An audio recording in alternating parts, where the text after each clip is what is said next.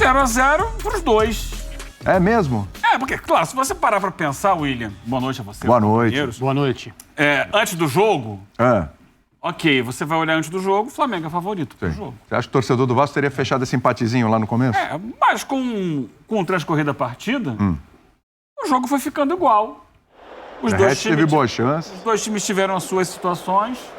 O Red teve algumas situações ali. Aliás, esse ano ele não está com um bom rendimento, não está conseguindo aproveitar muitas das chances que são criadas para ele. O Vasco teve a oportunidade de estar na frente do placar.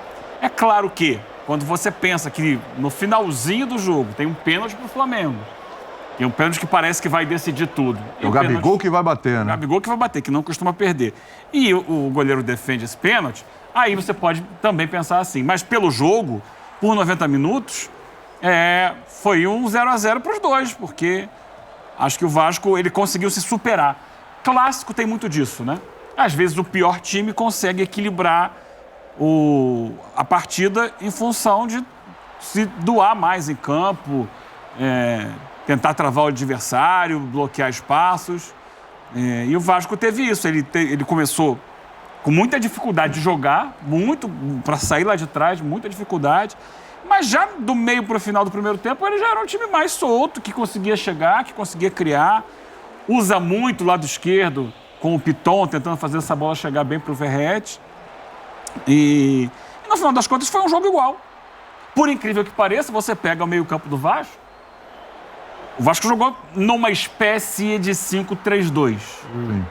E o Vasco tem uma carência gigantesca de jogadores de meio-campo. Então começou com o Jair, que saiu, né?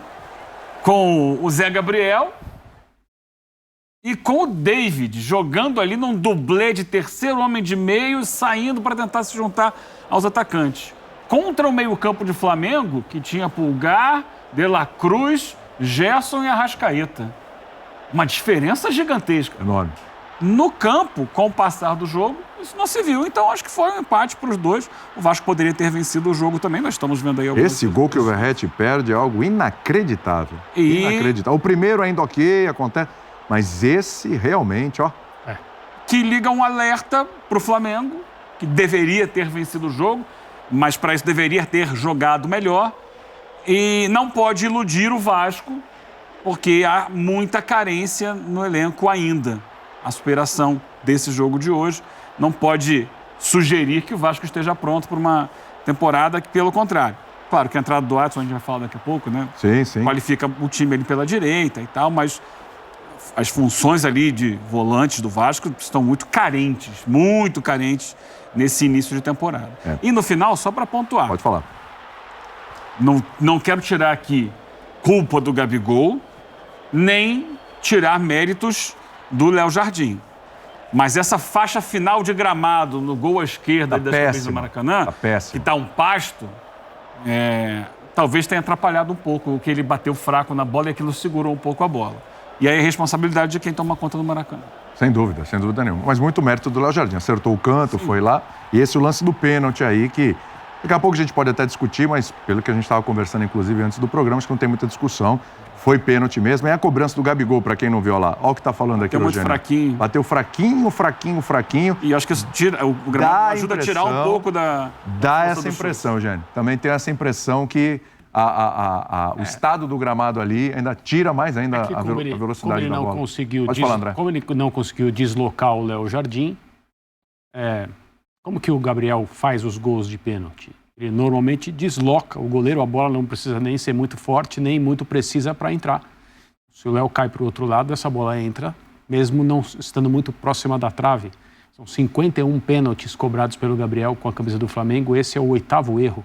Isso, Alguma coisa assim. Alguma coisa assim. Se não for o 8º, é o 9º erro. Posso não estar... Foi o 8º. Foi o 8º. O Léo Jardim é o terceiro goleiro a conseguir defender um pênalti do Gabigol, porque a maioria ele bateu na trave quando errou. Lembrando que o Gabriel, boa noite a todos. Claro, William, eu já me antecipei aqui, não sei se você pretende... Imagina, fica à vontade. O Gabriel prometeu ao Zico fazer 35 gols nessa temporada. Ele teve a oportunidade hoje, como teve na última apresentação do Flamengo. Uma infelicidade, o pênalti é isso mesmo. Eu acho que foi, acima de tudo, o mérito do goleiro do Vasco, que foi muito bem na bola e se aproveitou de uma batida que não... Para entrar, com os goleiros de hoje, para entrar assim, tem que ser rente à trave e forte. Senão o goleiro vai conseguir tocar nela. Pode tocar e ela entrar do mesmo jeito. Mas o Léo aparou a bola e depois segurou. Isso. A defesa dele foi uma defesa aparentemente tranquila. E muda completamente o que seria a análise do jogo, como disse o Eugênio. Estou de acordo com tudo que ele falou. E para falar um pouquinho mais de Flamengo, que era o favorito teórico por causa do elenco que tem, o elenco do Flamengo continua sendo o principal em nomes e em potencial, o principal da América do Sul. E essa é uma situação que cobra desse elenco o melhor, né? A gente está observando um momento do Flamengo e deu para ver no momento, na hora da substituição no segundo tempo, quando saiu a dupla Pedro Cebolinha para entrar a dupla Gabriel e Bruno Henrique, os dois jogadores que dividiram as honras de melhor jogador do Flamengo no glorioso e encantador ano de 2019, hoje tem a sua titularidade discutida, é o debate. Se a gente lembrar de três últimas imagens, aquele amistoso nos Estados Unidos, que o Flamengo sai na frente, permite o empate.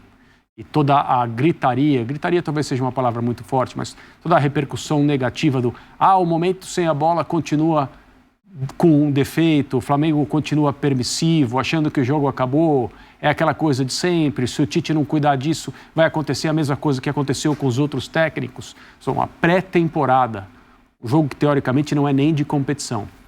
Aí tem a vitória sobre o Sampaio Corrêa. Legal. O Gabriel já entregou um dos gols ao Zico nesse jogo. Mas o Sampaio Corrêa, gente. Clássico com o Vasco, independentemente de ser no começo da Taça Guanabara. É a rivalidade. É clássico, um peso enorme. É clássico com o Vasco, é jogo de competição 100% das vezes. E o Flamengo, como disse o Eugênio também, concordo, deveria ter vencido o jogo. Mas não jogou para isso. E continua a discussão. Ninguém sabe, né, se o Tite vai continuar insistindo com Pedro Cebolinha. As coisas não estão bem, ou é preciso conter os minutos porque a temporada é longa, aí entram Gabriel e Bruno Henrique. Ele é um treinador que já se mostrou evidentemente capaz de lidar com esse tipo de ambiente, né, com jogadores consagrados e, né, com muita história, treinou a seleção brasileira por muito tempo. Mas é um debate que vai acompanhar o Flamengo a temporada toda. Desde hoje. Tem muito jogador para pouca vaga. E é assim. E assim, para o Gabigol cumprir a meta, Breler, dos 35 gols, ele precisa entrar todo jogo, ser titular, né? E ele teve oportunidade hoje e perdeu. O que o pênalti hoje que ele perde influencia nessa história toda? Porque futebol é muito cruel. É um pênalti, tá vendo? Gabigol não tá bem, a cabeça não tá legal, como ele bateu mal o pênalti, foi devagar e tal. Tem todo esse questionamento, a gente sabe como funciona. Até que ponto essa questão Pedro, Gabigol, depois a gente fala de Bruno Henrique, Cebolinha, um pênalti desse afeta? Boa noite, William, companheiros, fã de esportes. Olá. É evidente que o Gabigol não vive a melhor fase dele há algum tempo já, tenta virar o ano buscando retomar o melhor futebol e para mim é menos sobre a concorrência com o Pedro, sobre os minutos que ele tem tido e mais sobre confiança. É um jogador que... Acho que ele está sem confiança? O Gabigol é um cara que tem muita estrela e é um cara que personifica essa imagem de ídolo do Flamengo, mas naturalmente nessa fase ruim é normal se abalar, é normal não ter o mesmo aproveitamento de antes. E até se a gente olhar o aproveitamento em pênaltis do Gabigol, continua sendo muito bom, com a camisa do Flamengo, 52 pênaltis, 8 cobranças desperdiçadas, ainda é um cara confiável nesse aspecto. Mas como a fase não ajuda, é o cara que está tentando, de certa forma, se colocar nessa briga pela titularidade com o Pedro, mas ainda não está no seu melhor, ainda não fez por merecer, é normal que se abale em algum momento. Mas hoje o resultado, para mim, passa menos pelos pés do Gabigol. É claro, desperdiçou uma oportunidade, até acabou saindo ali na cara do Léo Jardim, num lance que houve impedimento, a arbitragem marcou impedimento. Não houve, né? Não houve e a arbitragem marcou. Esse gol ia dar o que falar, porque o VAR provavelmente daria o gol. Exatamente. E foi uma bola metida pelo De La Cruz para o Gabriel. Um dos poucos raros momentos de organização, né? na criação de uma jogada ofensiva ao estilo desses jogadores, né, com os passos trocados por dentro da defesa adversária. Foi um momento diferente do resto do jogo. Então o Gabigol será lembrado na análise dessa partida pelo cara que desperdiçou o pênalti aos 43 minutos do segundo tempo, mas a verdade é que o Flamengo não jogou para merecer vencer o jogo. E aí essa é a análise maior que deve ser feita. O Flamengo, pela qualidade que tem, por ser superior tecnicamente ao adversário, poderia ter jogado muito mais. Poucas associações de Arrascaeta com De La Cruz, caras que se conhecem da seleção uruguaia, ainda buscando o melhor funcionamento, a melhor engenharia. No primeiro tempo, Cebolinha apareceu muito menos do que tem aparecido sob o comando do Tite. Então foi o Flamengo muito abaixo. Do lado do Vasco, houve a competência em igualar esse jogo com organização e principalmente muita disposição do Vasco, até passando do ponto em alguns momentos, no primeiro tempo exagerando nas faltas, até muitos cartões amarelos nesse início, um excesso de vontade, mas era a única maneira do Vasco conseguir fazer um jogo parelho com o Flamengo. O Ramon Dias prometeu isso, que seria um jogo de muito mais entrega, depois daquela derrota para o Nova Iguaçu, em que o Vasco jogou muito pouco. O Ramon Dias prometeu essa mobilização e o Vasco entregou.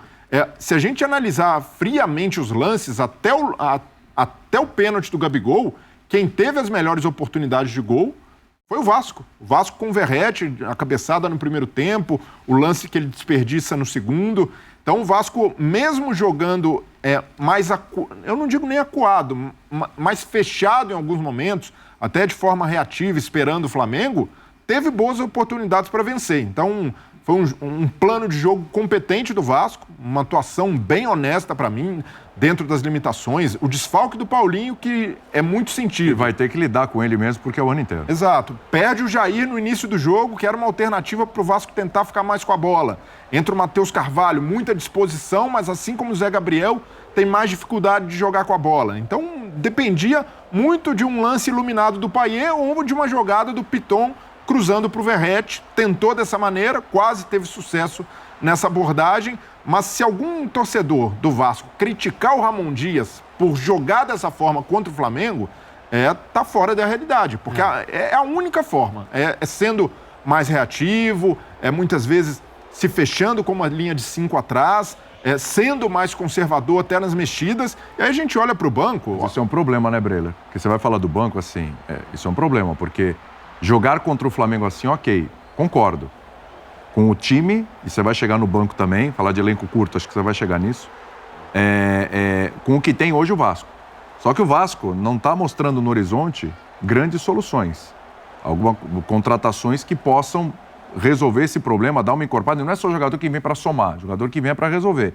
Então, daqui a pouco, o Vasco vai enfrentar outras equipes, aliás, no próprio Carioca, vai pegar um Fluminense, um Botafogo, e aí depois vai começar a enfrentar outras equipes, Campeonato Brasileiro, por exemplo, vai pegar Palmeiras, vai pegar São Paulo, vai pegar Internacional, vai pegar...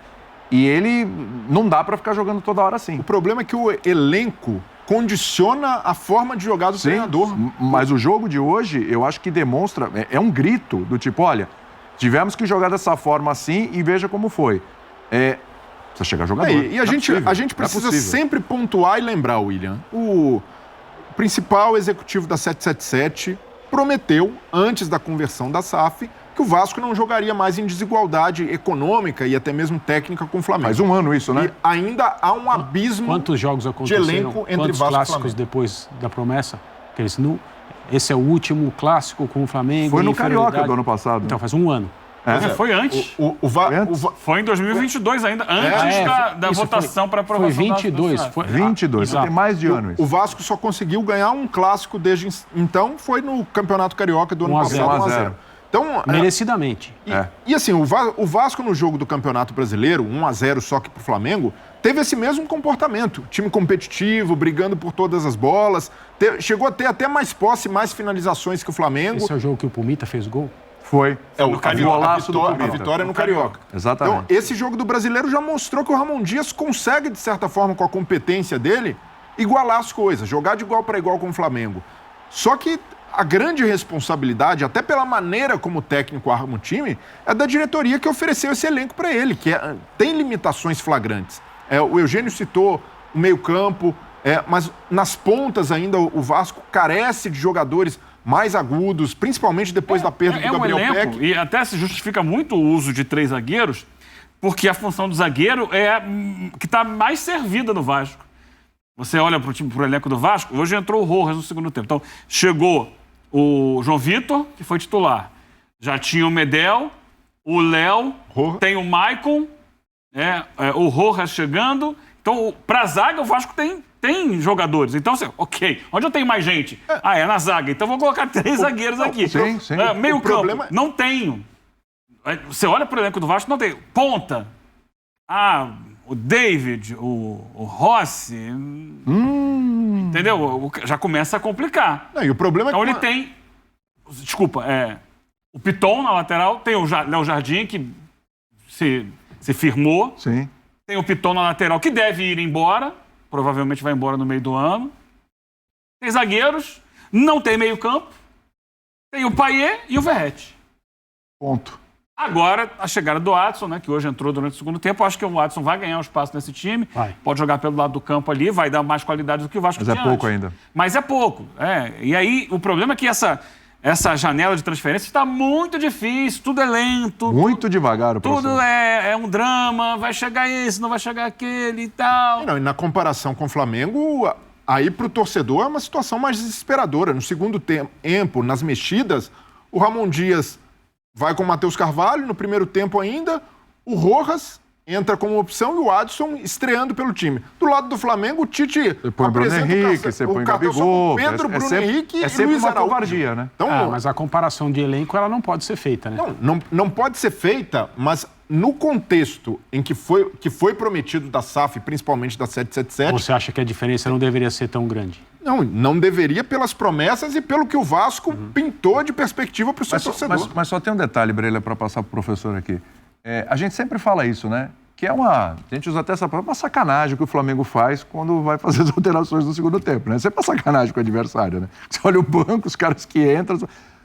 Mas nem sempre dá resultado. Hoje não deu de novo, hein? Ano passado não deu resultado em lugar nenhum. Não deu resultado em lugar nenhum. Sempre não deixou de ser em nenhum momento uma covardia. Verdade, mas não deu resultado. Companheiros, boa noite. Antes de tudo, eu acho que foi um grande jogo. Um clássico com cara de clássico. Torcida gritando de um lado, torcida gritando do outro. Fazia muito tempo que a gente não via isso, principalmente no Campeonato Carioca, porque tem esse lado bom de estar excursionando pelo país. Já teve jogo grande do Campeonato Carioca em Brasília, em Minas, muitos estados do Nordeste, mas clima... E Norte. Clima de Campeonato Carioca mesmo, clima de competição, de rivalidade, de clássico, a gente teve hoje. Isso que você falou, essa superação, isso é importante para um jogo, principalmente quando é um clássico. Isso.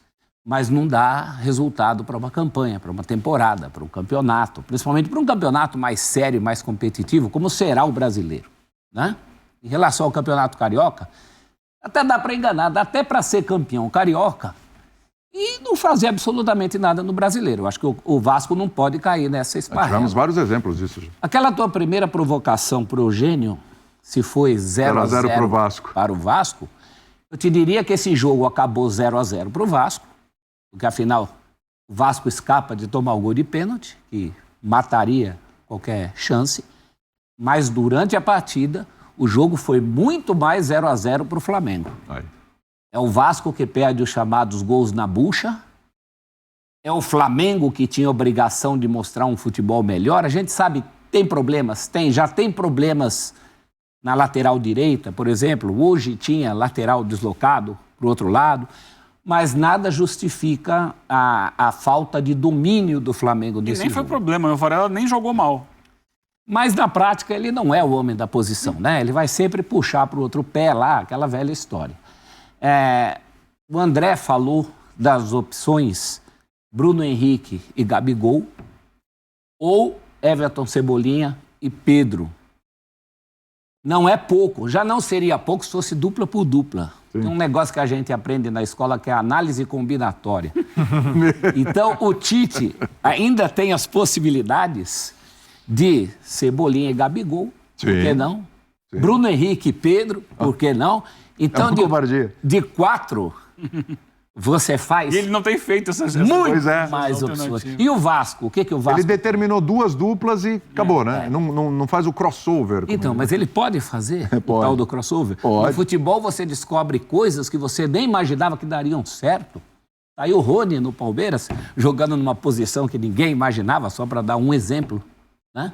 E o Vasco, por seu lado, a gente fala muito das carências de elenco do Vasco. Na verdade, o Vasco ainda tem carências de time. Não é só de elenco. De 11, né? Esse time precisa de um cara que agora acha que pode ser o Adson, mas em princípio não é um nome para mudar ninguém de patamar, e pelo menos um volante. Aquele cara para chegar, e entre os nomes que o Eugênio colocou, e é verdade, o Vasco tem essa... Não é bem uma espinha dorsal, porque é meio torto, né? Você está contando com o lateral esquerdo. Tem alguns jogadores. Tem o goleiro. Eu quero destacar o mérito do goleiro Léo Jardim, primeiro de ter acertado o canto. Claro. Se ele não acerta o canto, por pior que o Gabigol cobrasse, aquela bola tinha entrado. Então já começa dali. Ele acerta o canto, faz uma defesa fundamental. Essa defesa garante o ponto do Vasco no jogo de hoje, né? Independentemente do Gabigol, que é verdade, não está no seu melhor momento, independente do gramado, que é verdade, nunca está no seu melhor momento. Não vamos esquecer que choveu antes do jogo, né? Tinha reportagens mostrando tufos e buracos do gramado do Maracanã. Mas o Léo Jardim hoje é um nome muito importante desse time do Vasco, que pelo menos, se ainda não ganha do Flamengo, se ainda não tem esse predomínio nos números contra o Flamengo, compete. Compete já pelo menos 3 dos últimos confrontos. Não é pouco para quem passou o que o Vasco passou, né? O Adson é pouco? Ou o Adson pode resolver, Eugênio? Não, o professor colocou bem, não é o Watson que vai mudar o patamar do Vasco. Mas ele vai tapar um buraco. Sabe? É um jogador que vai... Assim, a qualidade que ele tem é superior às dos outros que estão lá. Então ele vai entrar e vai dar uma qualificada no time. Foi como ano passado, quando o Vasco contratou alguns jogadores, por exemplo, o Praxedes. Até agora perdeu um pouco de espaço, né? Quando o Praxedes chegou, muita gente olhou assim, mas o Praxedes não é um jogador... Só que era um jogador, diante da carência que o Vasco tinha, ele entrou e jogou. O próprio Piton, né? O Piton foi uma contratação de início de ano, foi, aliás, um investimento, né? Mas que também se torceu o nariz, mais uma vez uma relação com o Corinthians. Só que ele hoje é um dos bons laterais que existem na função dele. E ele é um dos principais jogadores do time do Vasco, para o funcionamento do time do Vasco. Mas, por exemplo, o Vasco trouxe jogadores como Paulinho, como Praxedes, como outros que não são craques, não, mas dentro do que tem, ajudam muito. Então o Adson é isso. O Adson não é um jogador que vai usar o Vasco para chegar à seleção brasileira, mas ele vai qualificar o time. É isso aí, nação. Tá aí então, clássico dos milhões. O Flamengo então ficou no empate 0-0 com o Gabigol perdendo pênalti. Meus amigos, clássico não pode perder pênalti. Não pode. É complicado de falar, né, amigo? Agora o Léo Pereira, olha, meus amigos, Carolino brilhou demais, hein? Tá de brincadeira? O que aconteceu com o Léo Pereira, meus amigos? Salvou 2 bolas importantíssimas pro Flamengo, importantíssimas. Eu acho o seguinte, é início de temporada, o Flamengo tá em evolução ainda. Em evolução, que eu vi, algo muito importante que me chamou a atenção é o seguinte. O Flamengo estava jogando a partida e quando o técnico Tite fez aquela substituição e colocou os 2 jogadores, Bruno Henrique e Gabigol, deu uma melhorada, teve até a possibilidade do pênalti, mas infelizmente não deu. Nação, tamo junto, escreva sua análise nos comentários, a gente se vê daqui a pouquinho no próximo vídeo com a coletiva do Tite, tamo junto.